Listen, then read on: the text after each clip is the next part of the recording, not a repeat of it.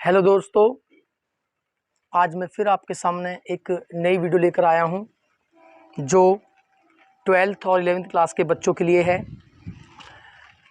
इसमें जो 11th class में फिजिक्स होती है उस फिजिक्स का एक चैप्टर होता है वेक्टर विश्लेषण, वेक्टर एंड स्केलर, और उसको कहते हैं हम सदिश और अदिश। तो हमारे पास कुछ राशियाँ ऐसी होती हैं, कुछ क्वांटिटी ऐसी होती है जिनकी हमें अदिश और सदिश यानी कि वेक्टर और स्केलर की पहचान नहीं कर पाते। तो आपको उनकी पहचान किस प्रकार करनी है, उसके लिए आपको कुछ राशि ऐसी होती है, कुछ क्वांटिटी ऐसी होती हैं जो आपको हर समय याद रखनी होती हैं। उससे ही आप सभी क्वांटिटी, सभी राशियों की जो सदिश और अदिश के बारे में पता लगा सकते हो कि कौन सी सदिश है, कौन सी अदिश है, कौन सी वेक्टर क्वांटिटी है, कौन सी स्केलर क्वांटिटी है। उसमें मैं बताता हूँ कुछ है, जैसे कि आपकी सदिश में आपको याद रखना है, जो सदिश होती है उसमें एक तो आपकी होती है विस्थापन, जिस और अदिश में होता है दूरी, डिस्टेंस। जबकि विस्थापन होता है डिस्प्लेसमेंट,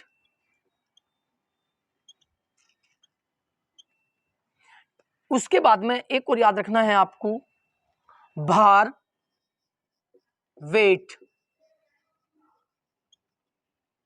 वेट के बाद में आपका होता है द्रव्यमान। द्रव्यमान जो होता है वो आपकी अदिश क्वांटिटी है, अदिश राशि है, और द्रव्यमान जो है उसे हम बोलते हैं मास। आप जानते हो जो विस्थापन होता है, दूरी होती है, डिस्प्लेसमेंट और डिस्टेंस, इनकी एक ही यूनिट होती है, एक ही मात्रक होता है मीटर। इसी प्रकार आप देखते हो द्रव्यमान और वेट, भार, इनका भी किलोग्राम ही होता है। उसके बाद में एक और क्वांटिटी, एक और राशि है आपकी जो होती है वेग और चाल।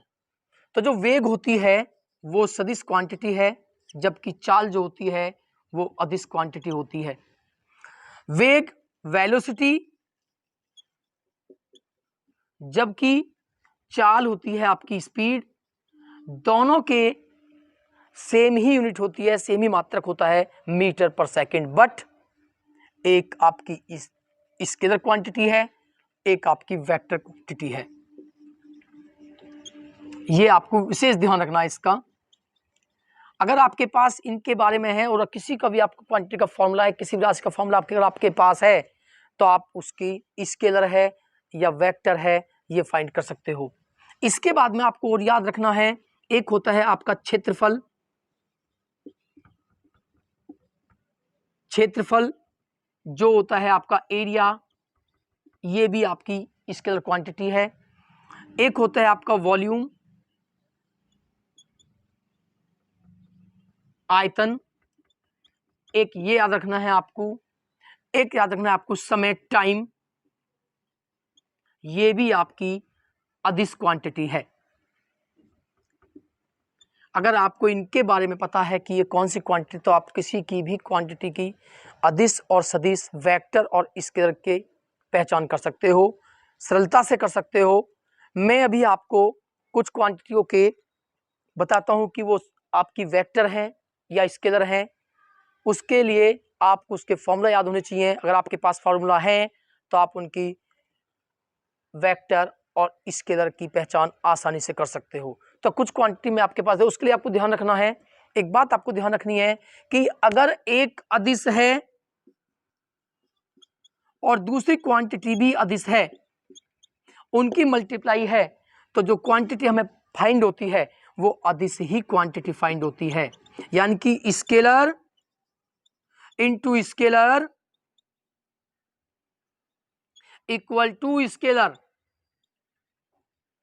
एंड एक और याद रखना vector into vector equal to scalar. एक और याद रखना है scalar into vector equal to vector. आप देख रहे हो यदि स्केलर की और स्केलर की मल्टीप्लाई आप करते हो तो आपके पास स्केलर ही क्वांटिटी मिलेगी, स्केलर ही राशि मिलेगी, अदिश राशि ही मिलेगी। और अगर आपके पास एक वेक्टर और दूसरे वेक्टर की आपके मल्टीप्लाई कर रहे हो तब भी आपके पास स्केलर क्वांटिटी ही मिलेगी। बट अगर आपके पास एक स्केलर है और एक वेक्टर है, उसकी मल्टीप्लाई करोगे तो आपके पास आती है वेक्टर। यानी कि आपको एक बात रखनी है ध्यान, एक स्केलर एक वेक्टर की मल्टीप्लाई है तो आपका वेक्टर होगा, आपका सदिश होगा। अगर एक सदिश एक अदिश तो सदिश होगा, बाकी अगर सेम है तो ऑलवेज आपके पास स्केलर अदिश राशि ही प्राप्त होगी, अदिश क्वांटिटी ही प्राप्त होगी, स्केलर क्वांटिटी ही प्राप्त होगी।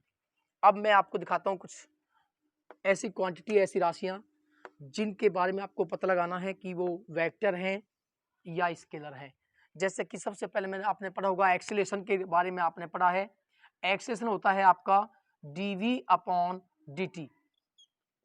v क्या है यहाँ पे, या तो यहाँ पे आपकी चाल होगी या वेग होगा, या तो वेलोसिटी होगी या स्पीड होगी, बट ये होती है हमारी वेलोसिटी।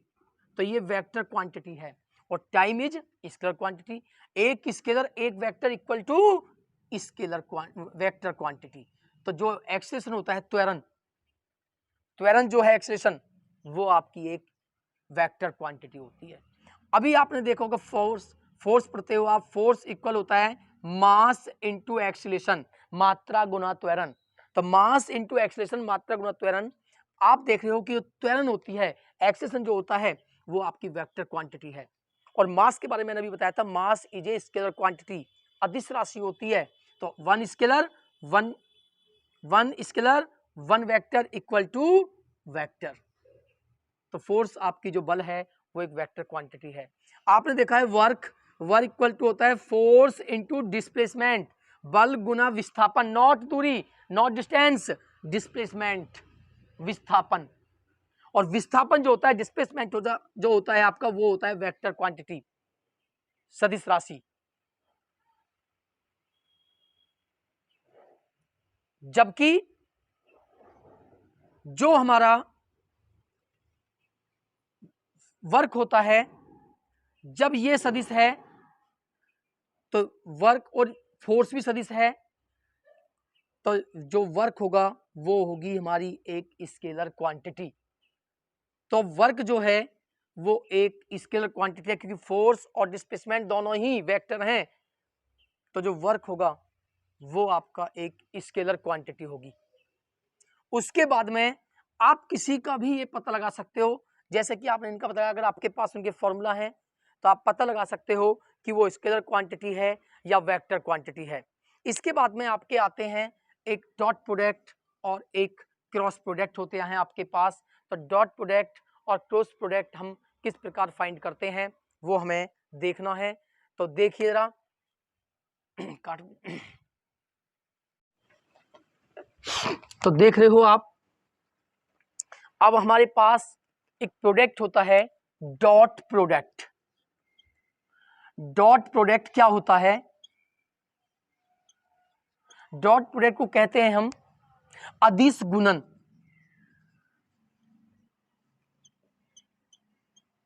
ये क्या होता है, मान लो दो आपके पास क्वांटिटी है, वेक्टर क्वांटिटी ए और बी, ये दो राशियां हैं, दो सदिश राशियां हैं ए और बी, जिनके बिटवीन एंगल है थीटा एंगल पे वो वर्क करती हैं। तो इनका जो डॉट प्रोडक्ट होता है उसे कहते हैं ए डॉट बी। तो डॉट प्रोडक्ट हम कैसे फाइंड करते हैं, इक्वल होता है a modulus into b modulus into cos theta. Theta is the angle between a and b. Theta जो है ए और बी के बीच का एंगल है, कौन है, इसे हम इस प्रकार भी फाइंड कर सकते हैं, ए dot B equal to A B cos theta भी लिख सकते हैं। इस तरह से भी हम इसको लिख सकते हैं।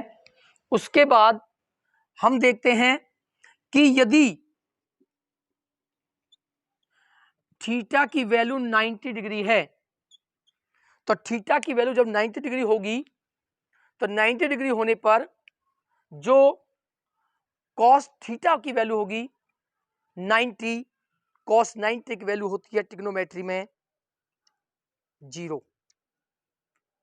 जब कॉस 90 की वैल्यू 0 होगी तो आप यहाँ पे cos थीटा के प्लेस पे 0 रखोगे तो आप फाइंड करोगे a dot B equal to 0। इस कंडीशन में आपकी जो a डॉट बी होता है वो 0 होता है। इसका मतलब ये होता है कि a और b परस्पर लंबवत होते हैं, परपेंडिकुलर होते हैं। उस कंडीशन में आपके a और b के बिटवीन एंगल होता है 90 डिग्री। तो ये अगर आपको ये कुछ क्वेश्चन देता है कि आपको ये प्रूव करना है कि a और b परस्पर परपेंडिकुलर हैं, तो आप a डॉट बी निकाल के देखना। अगर वो आपका 0 आता है तो वो परस्पर लंबवत होंगे, परपेंडिकुलर होंगे, और उस कंडीशन में आपका a और b के बिटवीन एंगल जो होता है वो 90 डिग्री होता है। उसके बाद में एक होता है आपका क्रॉस प्रोडक्ट।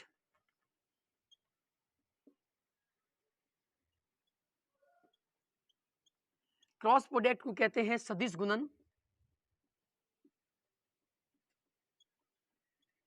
और ये क्या होता है कि अगर आपके पास दो क्वांटिटी a और b हैं और उनके बिटवीन एंगल थीटा पे, तो हमें निकालना इनका क्रॉस प्रोडक्ट, सदिश गुणन। कैसे फाइंड करते हैं देखो जरा, इसे हम वेक्टर प्रोडक्ट भी कहते हैं।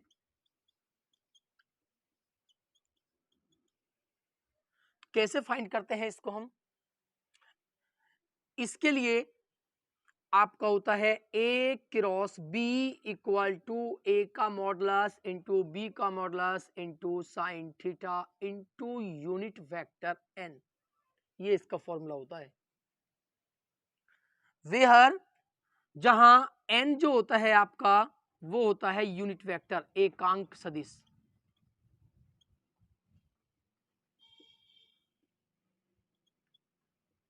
एकांक सदिश किसे कहते हैं, ध्यान रखना, एकांक सदिश वो होता है जिसकी वैल्यू 1 होती है, जिसका मॉडुलस 1 होता है। यानी कि अगर कोई भी वेक्टर आपके पास एकांक वेक्टर है, यूनिट वेक्टर है, तो उसकी वैल्यू 1 होती है। तो यहां से इसकी वैल्यू ऑलवेज 1 होती है, तो a क्रॉस b लिख सकते हैं a b साइन थीटा। इसे इस प्रकार लिख सकते हैं a cross b equal to A B sine theta. अब a क्रॉस, ये इनके फॉर्मूला हैं a क्रॉस b और a डॉट b। लेकिन अगर आपको ये निकालने हो, क्योंकि ज्यादातर जो क्वेश्चन होते हैं हमारे 11वीं क्लास की फिजिक्स चैप्टर में वो a cross b a dot b निकालने के लिए और ये प्रूव करने के लिए कि हमें प्रूव करना होता है कि a डॉट b परपेंडिकुलर है, तो उसके लिए a डॉट b क्या आना चाहिए आपका 0। उसके बाद में a डॉट b और a क्रॉस b कैसे निकालते हैं ये आपको मैं बताता हूं, ध्यान से देखना जरा आप इसको।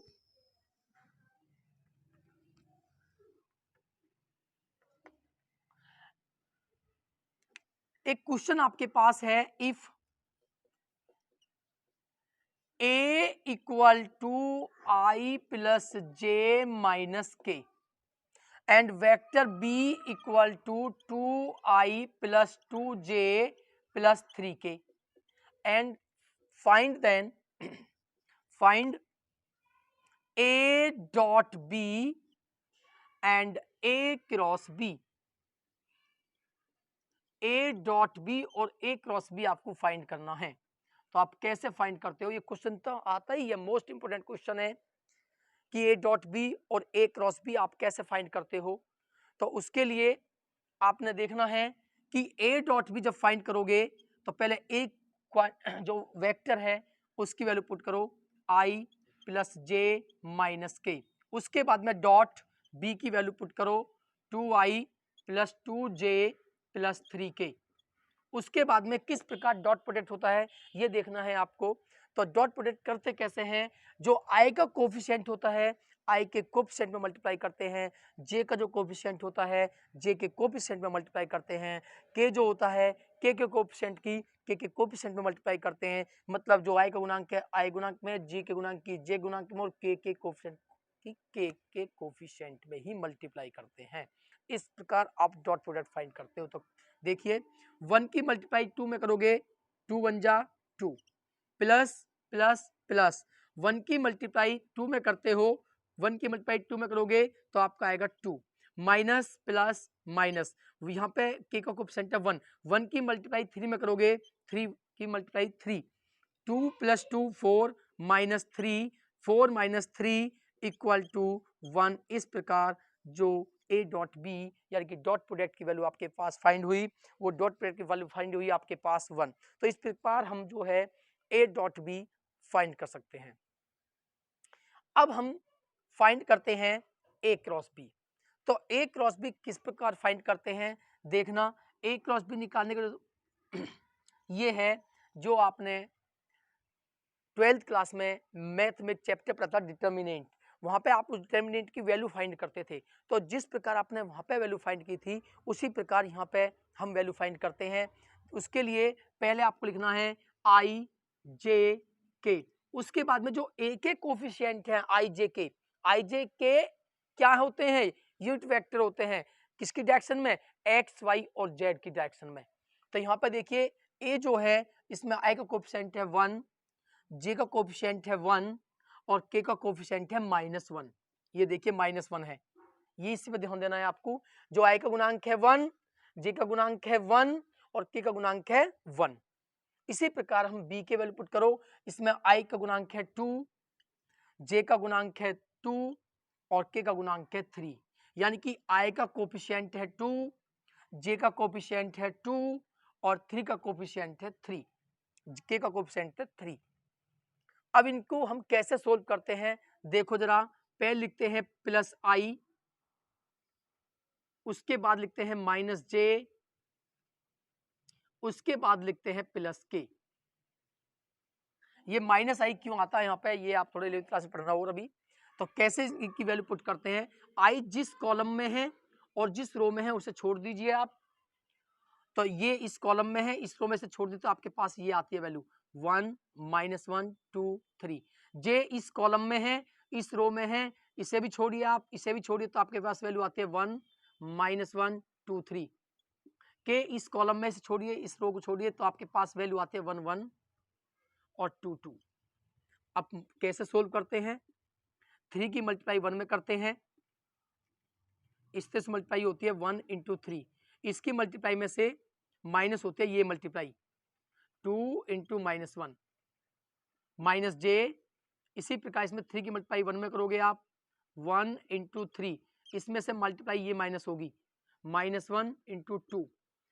इसी प्रकार के 1 की 2 में मल्टीप्लाई होगी और 2 की 1 में होगी, इक्वल टू आई 3 1 जा 3 माइनस माइनस प्लस 2 की मल्टीप्लाई 1 में होगी 2 माइनस जे, 3 की मल्टीप्लाई 1 में 3 माइनस माइनस प्लस 2 की मल्टीप्लाई 1 में होगी 1 प्लस के 2 की मल्टीप्लाई 1 में होगी 2 माइनस 2।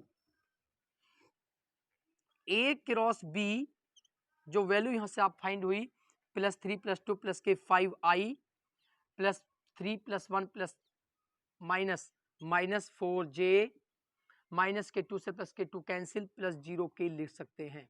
तो इस प्रकार आप ए क्रॉस बी और ए डॉट बी फाइंड कर सकते हो। ये क्वेश्चन 12th में भी और 11th में फिजिक्स में और 12th में मैथ में आता है। तो ये जो क्वेश्चन मैंने बताए हैं आप 12th और 11th क्लास के बुक जो हैं उनसे इन क्वेश्चन को करके देखना। अगर कोई प्रॉब्लम आपको आती है तो उसे आप मुझे बताना। ज़्यादातर क्वेश्चन यही होते हैं डॉट बी, और ये करने के लिए होते हैं कि आपको ये प्रूव करना है कि ये लंबवत है यानी कि परपेंडिकुलर है, तो आप ए डॉट बी निकालना। अगर ए डॉट बी आपका 0 आता है तो वो परस्पर लंबवत होते हैं, यानी कि वो कैसे होते हैं, परपेंडिकुलर। तो उस कंडीशन में उनके बिटवीन जो एंगल होता है वो 90 डिग्री होता है। तो आप, मैं नेक्स्ट वीडियो में आपको नई टॉपिक लेकर आपके सामने आऊँगा, और तब तक के लिए आप मेरी वीडियो को देखें और ज़्यादा से ज़्यादा इसे लाइक करें, शेयर करें और कमेंट करें।